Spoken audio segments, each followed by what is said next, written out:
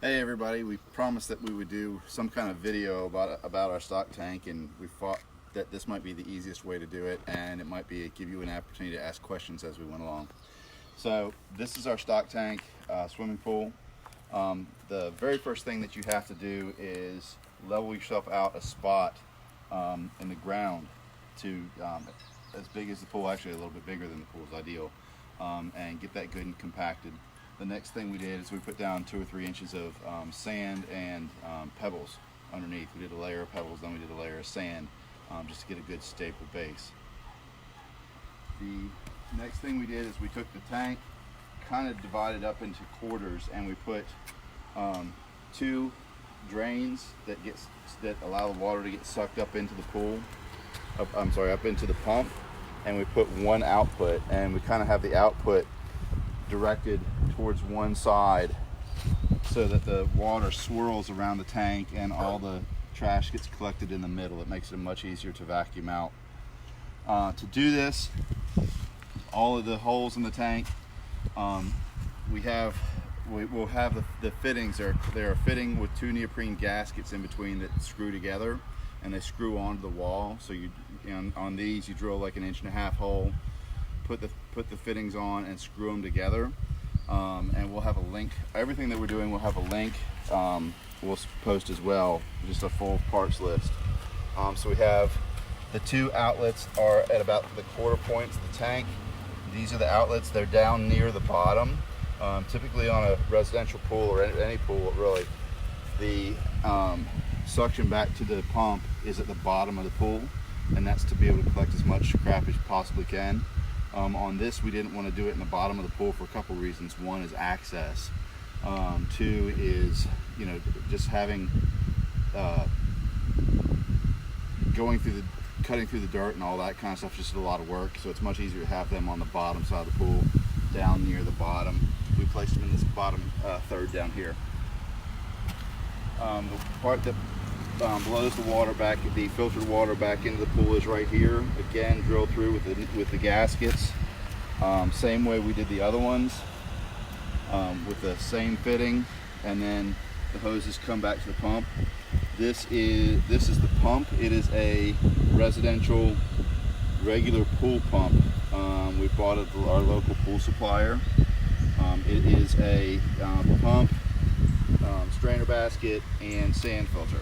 So what you'll need to do is get all that. You can get it from local pool supplier. You can get that from, we'll have a link as well. It works really well, keeps the pool nice and clean. Probably is a little bit of overkill, but we tried using like the little Intex filters from like the Walmart pools and stuff, and they just didn't keep it clean enough. They just did not do a good job, and replacing those filters is kind of on the reg is kind of a pain in the butt. This one is just like a standard pool filter. You backwash it and it comes clean, and you just pump it again. Honestly, we leave this on most of the time. We could turn it off during the daytime and just run it at night, but honestly, we're probably just too lazy to come out and unplug the plug, to be brutally honest about it. The hardest part of this whole thing, honestly, is 2 things: is getting the ground level and making sure that that's important, because once you get the water in the tank, it'll really bother you if it's not level. And the other thing is actually getting this 700-gallon tank from Tractor Supply to your house. The rest of it's a pretty simple operation. The drilling we just used a keyhole saw. Again, I believe that was a 2.5-inch, but the fittings will come with instructions. You'll be able to see what size hole you need. But past that, the assembly is really not that hard. Again, you can see on all of these, probably this one's the easiest to see. You have the fitting that clamps onto the pool. I don't actually know the name of it, but again, we'll have a link for it. And there's a thing that screws onto the inside of that, and then that just allows you to clamp the hose to it, so that way you can get through. And then again,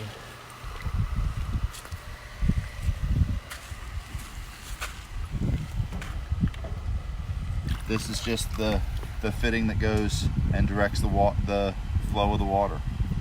So those are the three things that, you know, kind of allow you to get through, or 4 things that allow you to get through.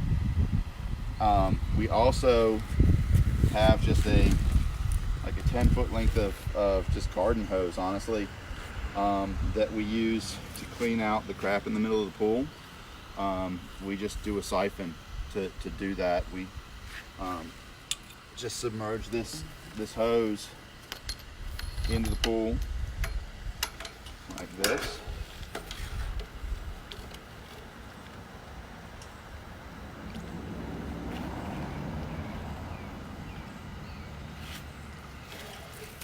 Get the siphon working,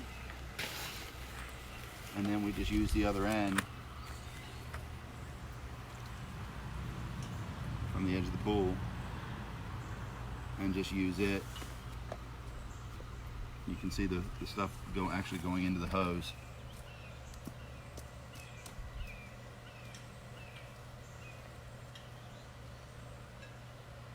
So we just siphon out a little bit of water to clean out all the crap in the bottom of the pool, and then that's how we clean it out. The other thing too is sometimes the pool will get a little hot, and so what we do is we'll just again siphon some water out of the pool, and then we're on a well, so our water's nice and cool. We just bring the hose over here and put well water in. The chemicals, we just use chlorine, just standard pool chemicals. You can get them at any pool store. We have little test strips that we use to test the water, make sure the pH is right, make sure all the chemicals are right, that there's enough chlorine in it. At the beginning of the season, we shock it good to make sure that we get all the bad stuff out. But that's pretty much it. I don't think we've missed anything. I've got my wife Catherine behind the phone, and so I'm looking at her. Did we miss anything, honey? No, I don't think we did. So that's pretty much it. If you like this video, please like our Facebook page, our Spotty Creek Farm Facebook page. We would appreciate that. Follow what we do. We're also on Instagram and Twitter as well. So thank you. Y'all have a good one. Bye.